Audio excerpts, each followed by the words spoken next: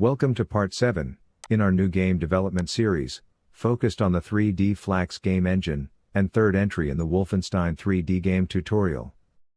In this video, we're going to start implementing the enemy, with its structure, logic, and sprites. Since we are dealing with 2D sprites, there is an added complexity associated with the fact that we need to integrate the UI system with the enemy object, find a way to animate the enemy, and finally, choosing the right sprite to show depending on the relative position of the player to the enemy as to make it appear to be in 3D. There is a lot of coding and complexity, so let's jump directly onto it.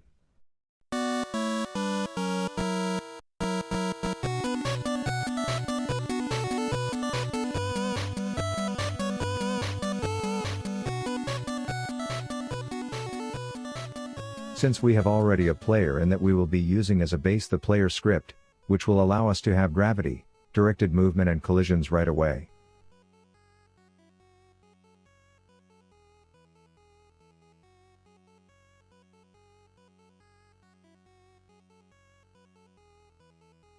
So, let's duplicate the player and rename it to enemy.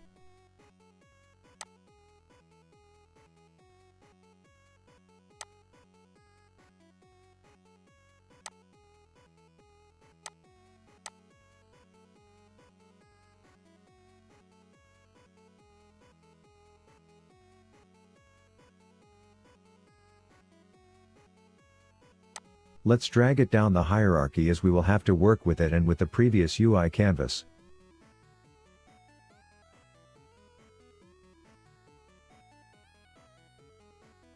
The player had elements, in its hierarchy, that we don't need in the enemy, so, delete the camera actor.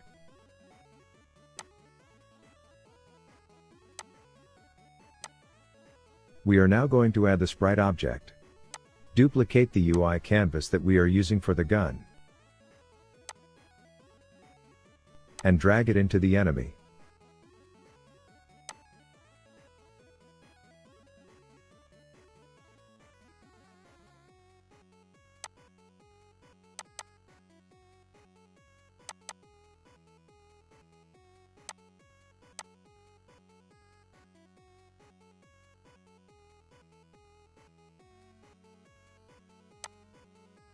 Rename the UI canvas as Sprite. Reset the coordinate system to have the sprite into the 0 space.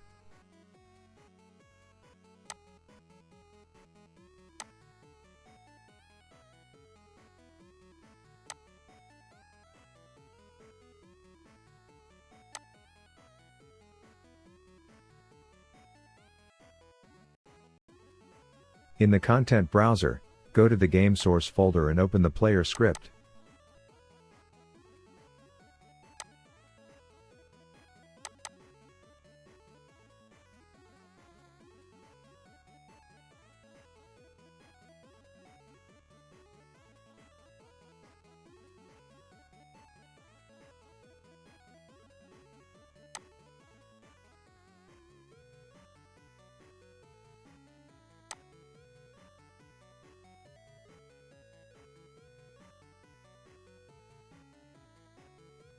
Create a new C# script and name it enemy soldier.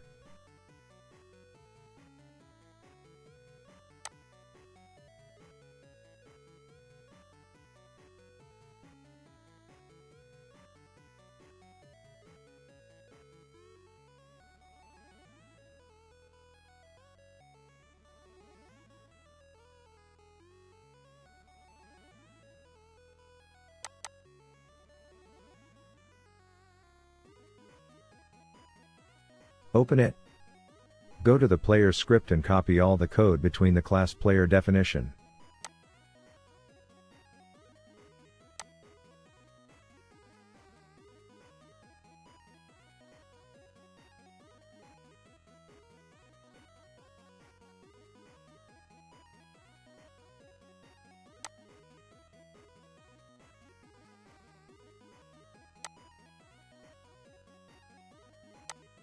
Paste the copied code into the enemy soldier script class. Let's clean the code, by deleting and renaming some of the objects defined.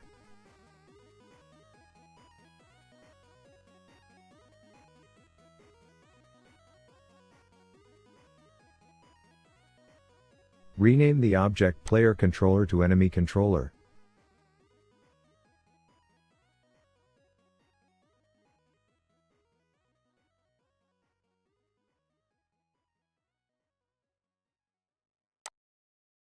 Delete all the code associated with creating the player singleton.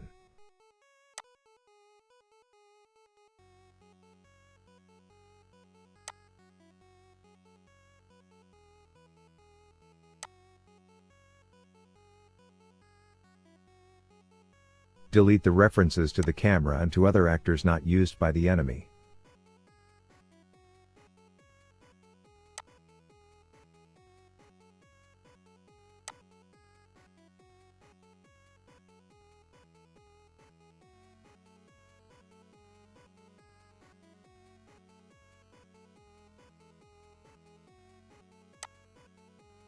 In the onUpdate function, delete all the instructions associated with the mouse, or with actions that are associated with the controllers, as the enemy will not need them.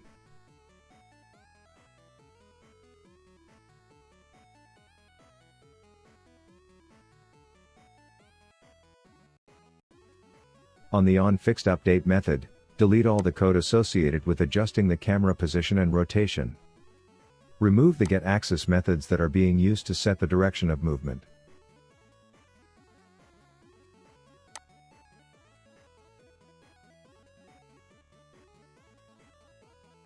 Let's set the velocity to 0 to avoid the enemy getting speed at this state.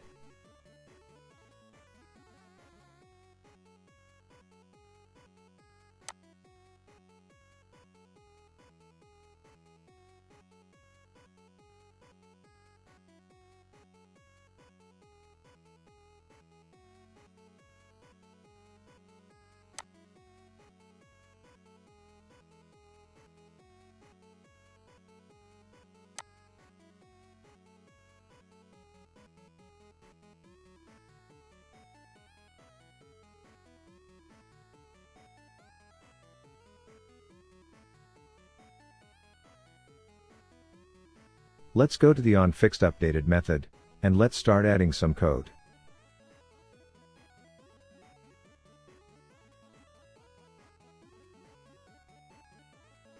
The first thing that we need is to know where the player is and what is the heading to go toward it. Let's define a new vector3 heading variable that will hold the direction toward the player by subtracting the player position with the enemy current position. The player is not yet defined, but we will do it in a second.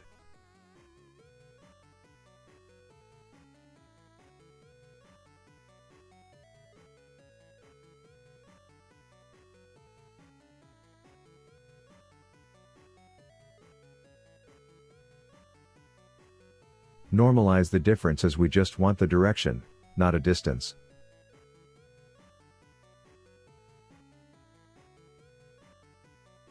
Next, we are transforming our object into a billboard, by making it constantly looking at the player, with the method lookAtPlayerPosition on the up axis. Now, if we want to know that is the current rotation of the enemy, the only thing that we need to do is to get the Y of the Euler angles on the enemy actor, that will hold the direction the enemy is looking to in degrees. Let's save that value in a new float variable face. This will help us later on, to know what sprite to render depending on what is the relative position of the player to the enemy.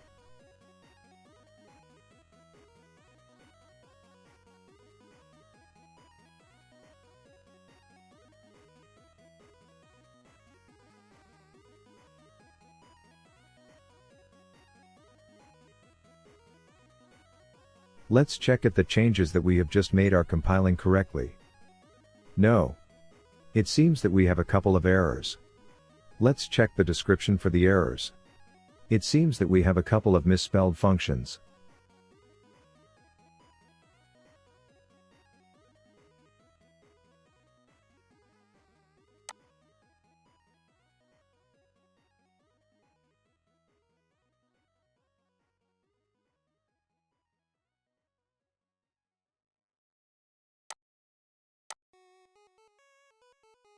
Let's go back to the code and fix them. First, the velocity, we forgot that it was a vector3. So, we can't assign it a float type. Let's set it to vector3 0. Time to bring the sprite on to FLAX. We will be uploading the sprite that we are using for reference only, as it is probably copyrighted for commercial use. We have deleted the background to make it transparent. Let's check the format of the sprite. We can see that we have the sprites sorted by columns and rows. In the x-axis, we have the sprites associated with the rotation in portions of 45 degrees. In the y-axis and associated for each rotation the corresponding walk cycle. At the bottom, we have a couple of sprites associated with death, firing, and other actions that we will look at in future episodes.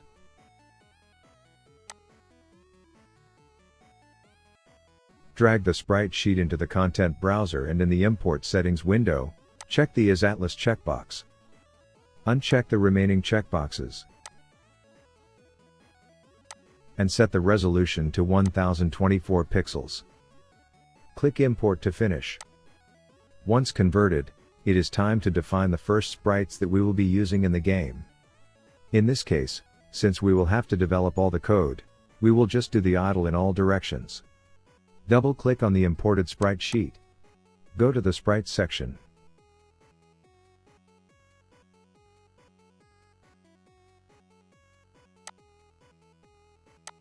Change the name of the default sprite to idle 0.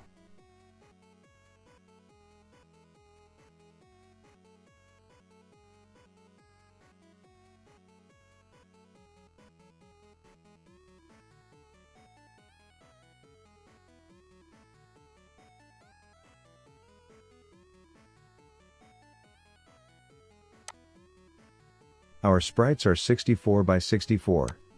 So our first sprite will be on the X0 and Y0.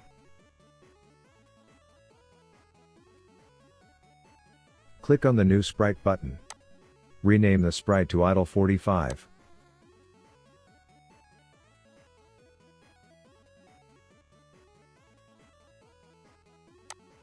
Set again the size of the sprite to 64 by 64. In this case, we are dealing with the second sprite that is located along the horizontal axis. So, the sprite will start on the 65 pixels. If you look at the canvas, we can see a blue box around the sprites being processed, so it allows you to fine-tune the numbers. This is a very repetitive process, so we will fast forward and see you when finished.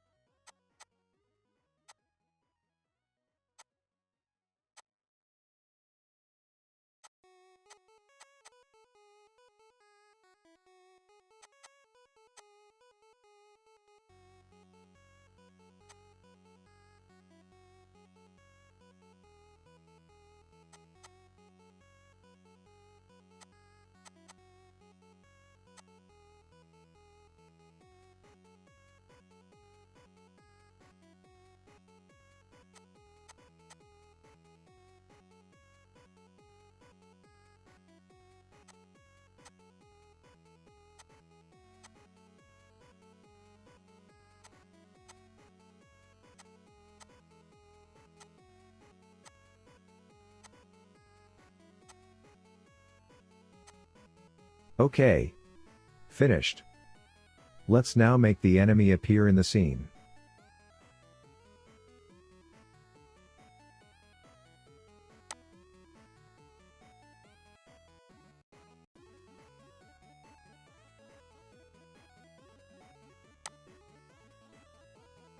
Under the enemy sprite, delete all the UI controls and keep only one.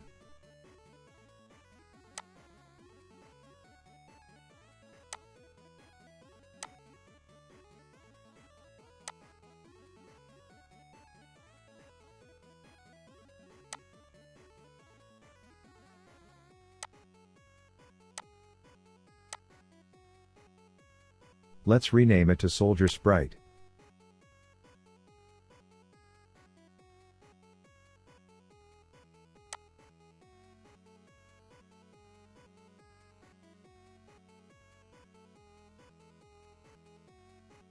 In the inspector, open up the sprite parameters, and in the Atlas field, drag the sprite sheet.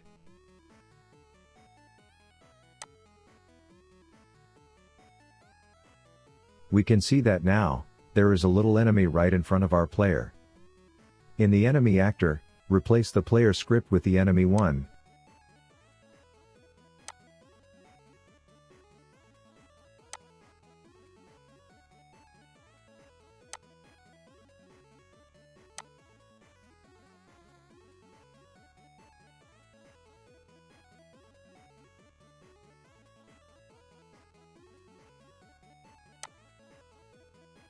And drag into the player field our player as to be used as a reference to locate it. In the enemy sprite canvas, let's set the render mode to world space.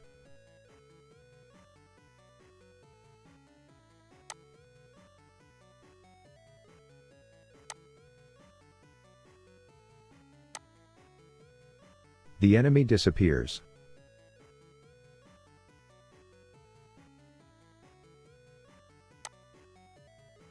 We need to readjust the canvas actor to place the sprite in the center of the enemy actor.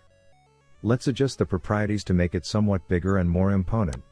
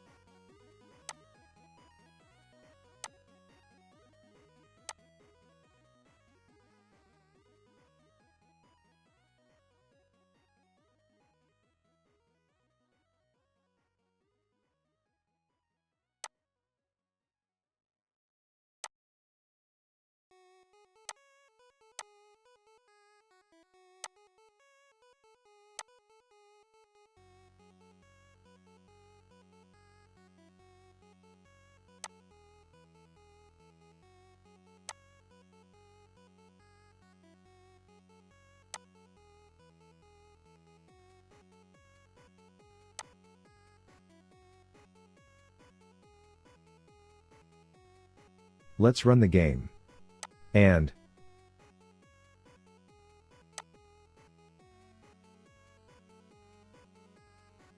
as we move around the enemy, it is correctly looking at us. So, we have correctly set one of the basic behaviors.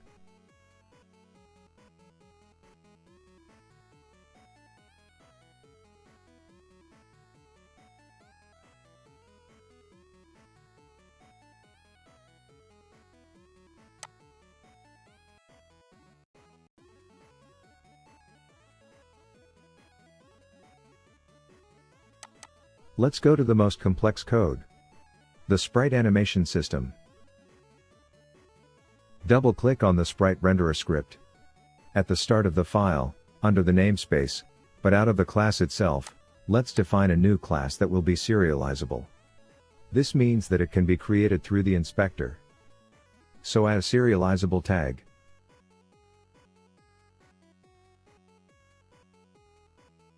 Then define a new class named Sprite Animation.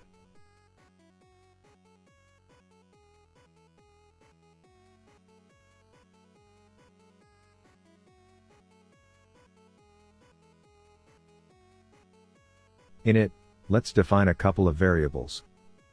A string name animation that will hold the animation name, and that later on will be used as a key to play the right animation.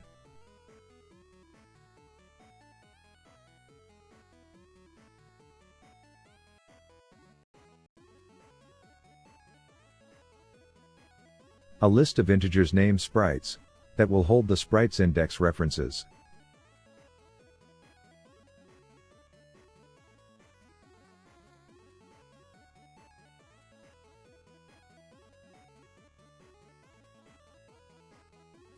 A list of sprite brushes animation that will be used as a buffer to hold the sprites to be drawn.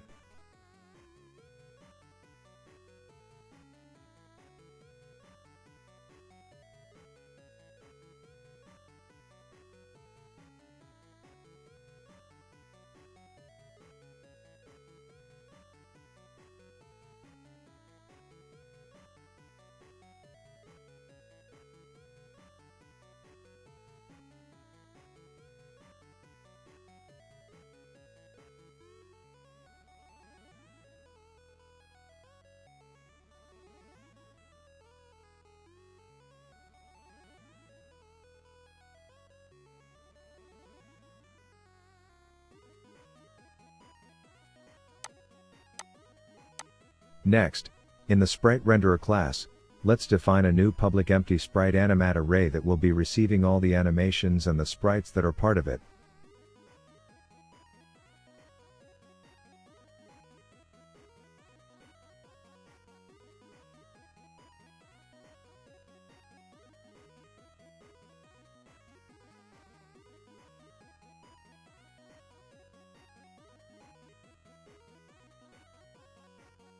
Let's go to onStart to modify the initialization of the animations. In the for loop that we created in the previous video, let's add a new for that will loop with an I variable between 0 and the number of sprites existing within the animation, and which is held by a number of elements in the sprites list and referenced by the propriety count.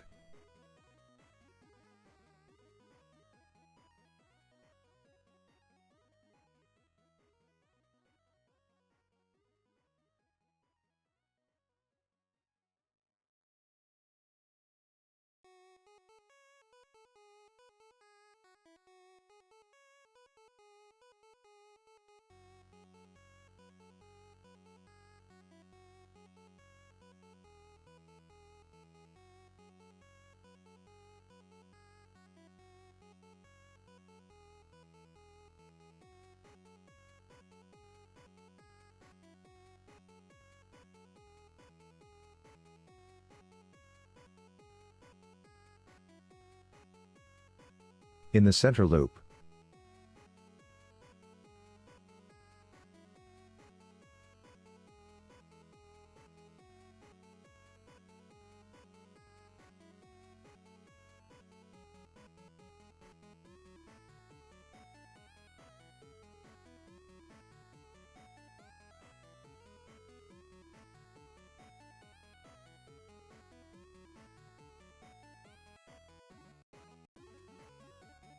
the sprite index will take the reference of the current animation sprites index.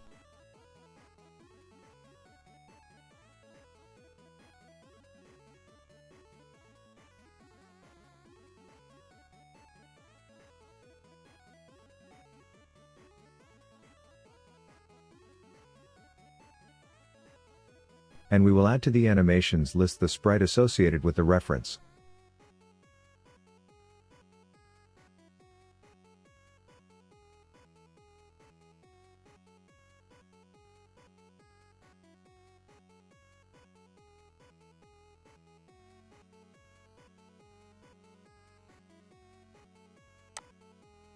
Let's go now to the render frame function. The first thing that we have to do is to check if the frame being rendered has gone over the last sprite in the animation and the animation is looping.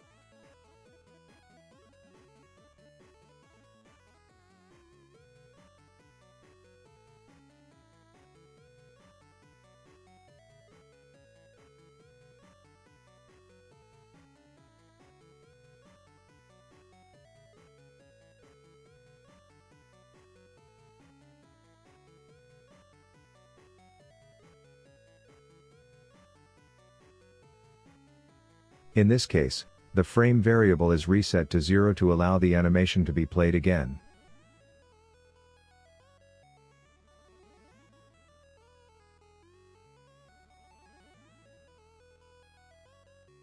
If not, then in the else condition, let's check if the frame has reached the end of the animations and it is not set to be looping.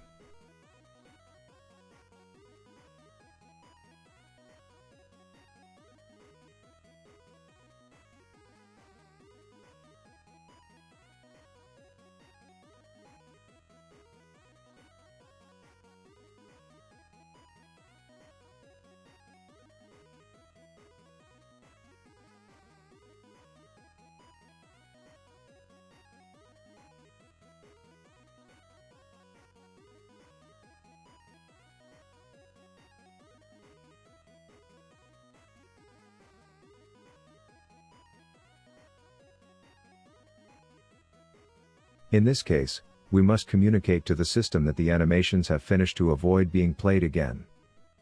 So, let's use a new variable has finished and set it to true. We will define the variable in a couple of seconds. Finally, if the animation has not finished, let's move to the sprite being rendered on the screen. The sprite is associated with the current frame animation, and let's increase the frame.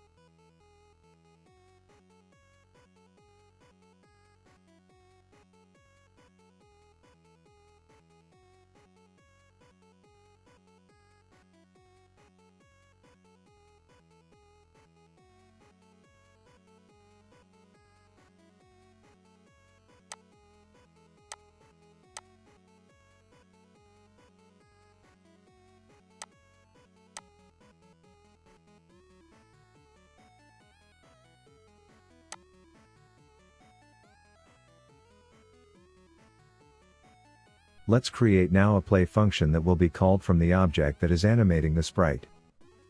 We receive which is the animation that we want to play with a number of references, that we are going to tell the system what is the current animation being played.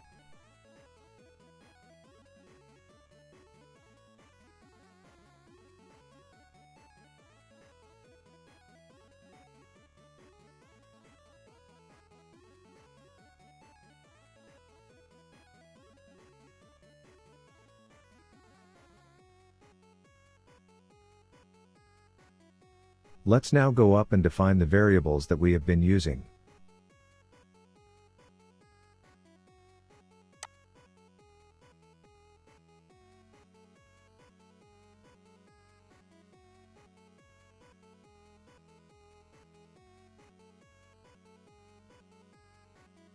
Current animation as integer and set initially to 0.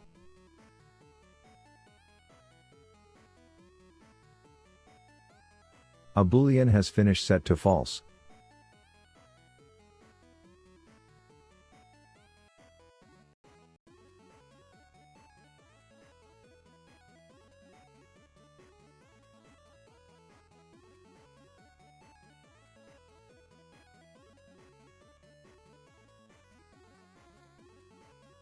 and a Boolean looping that will set to true for now.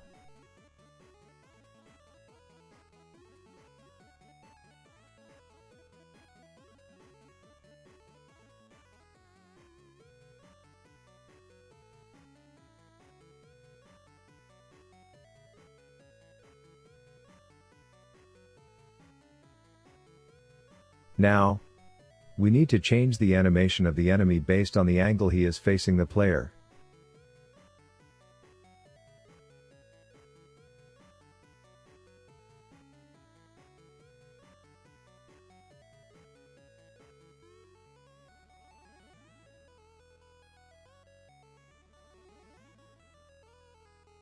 For that, let's go to the enemy script and on the onFixed update, below the instruction where we are setting the variable face, let's add a new instruction, where if face is below 0, we will add 360 degrees to it, as to keep it moving around.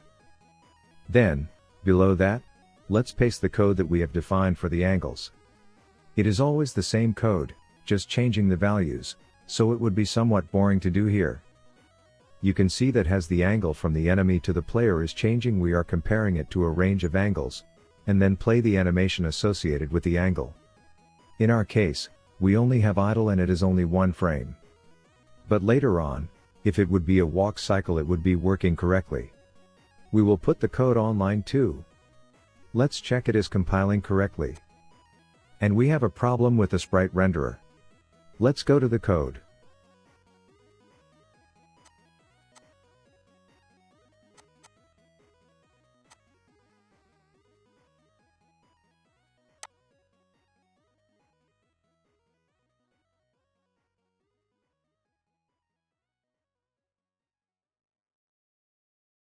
It seems that we have inadvertently changed the Sprite renderer name. Let's correct the name. Once finished, let's run the game.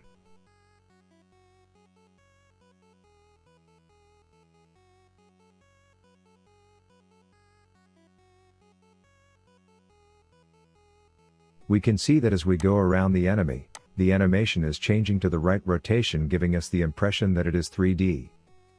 There are a couple of problems with the way the sprite is rendered. We will have to create a new rendering function to solve it. The enemy is not doing anything else than standing, but we'll be giving him some intelligence in the next episode. Thanks for watching up to the end of this video, and we hope that you have liked it. If it has been the case, then don't forget to like the video. It is a good way to support our work and to make more people find us. Don't forget to subscribe and to click on the notification button, to be alerted for new weekly videos. If you have any request on where you want the tutorial to go, any questions, problems, or comments, don't hesitate in putting a comment and we will answer as fast as we could. See you in the next video, game developers.